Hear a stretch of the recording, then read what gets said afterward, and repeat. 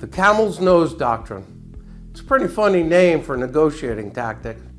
It also can be very productive if you're skilled at its use, and deadly dangerous for your negotiations if you do not understand the concept.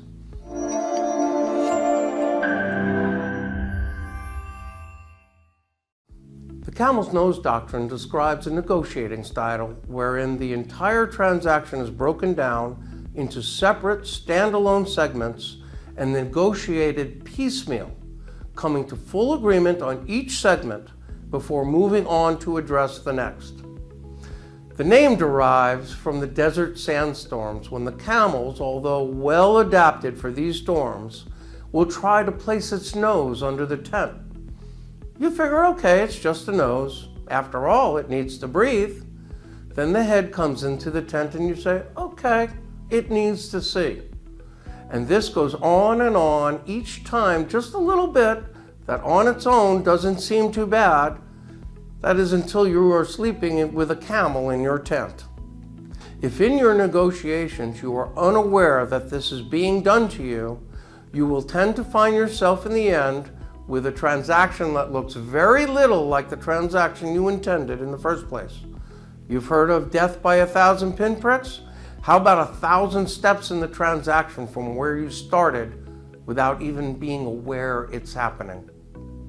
On the other hand, if you try to employ this tactic and you are unskilled at it, you may very well find yourself in the same unfamiliar place.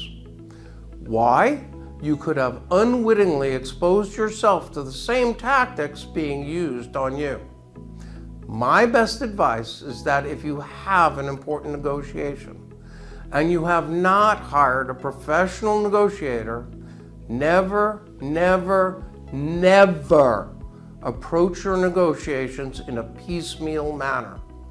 Everything in the transaction, including all terms and conditions and all seemingly independent provisions, should be viewed and negotiated as a whole.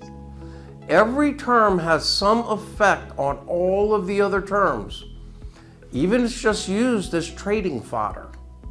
So, have patience and listen intently to all of the transaction requests on every pertinent issue of the other side, and do not agree to anything until all comments are heard.